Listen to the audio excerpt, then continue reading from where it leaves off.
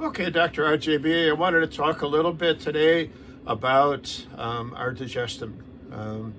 Now, when we take in our food, um, the first thing that happens with our digestion is we chew.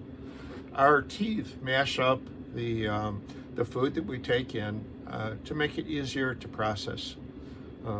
If we were to just kind of swallow a fish whole like the seagulls do, it would take a little bit longer for us to digest it. So we chew it up and mash it up, mix it with our saliva. And our saliva has enzymes in it that help to break down some of the chemicals that are in our food. So that's kind of the first part of our digestion, is just the chewing and mixing with saliva. Then we swallow this material, and it gets down to our stomach. The stomach pours acid on the food to break it down further. It also, with its muscles, again mashes up the food, and then it basically enters into the small intestine.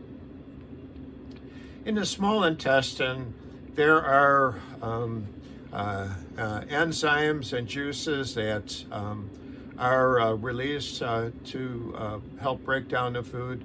Our pancreas adds enzymes that break down proteins and fats. Our liver adds bile to the mix, which helps to break down the fats.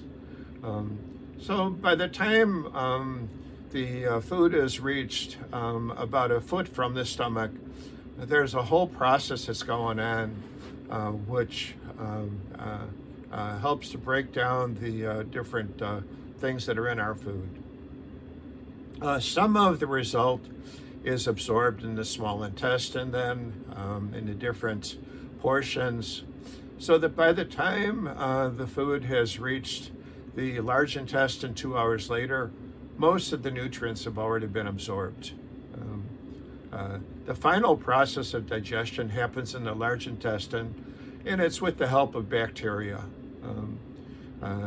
There are millions of bacteria in our gut, in our large intestine, which help to break down the food, help to increase the amount of nutrients, and they also, in return, give us some vitamins too. So it's a benefit to them, it's a benefit to us. When we have a bowel movement, 90% of the weight of that is actually bacteria. You have a little bit of moisture that's left over that hasn't been resorbed, and most of what you're seeing is a collection of bacteria. That just tells you how much bacteria that we have in the large intestine, that what we pass outwards is actually mostly bacteria.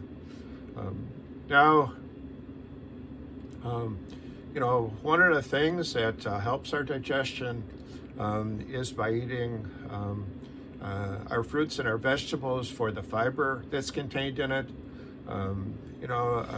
Fiber kind of acts like a broom, helps us sweep things along. If you have a diet that has no fiber in it, you're going to have a problem with constipation. Things are going to move poorly. You may have an upset of your stomach.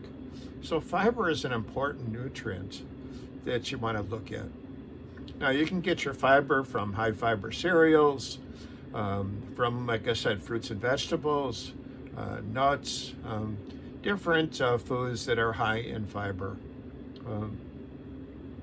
Of course, we have to make sure that we get enough protein, enough carbs, enough essential fats to feed us our nutrition.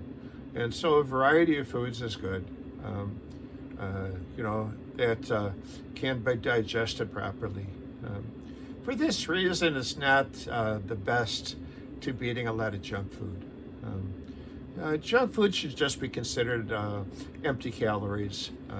So if you're not eating good nutrition and you're eating mostly empty calories, you're not going to get the proper nutrients that you need to be healthy. our digestive system can't do much if you don't feed it the right kind of foods. So take this to heart. It's an idea of what goes on in your digestive system, and like I said, the best benefit is going to be if you feed your digestive system good food.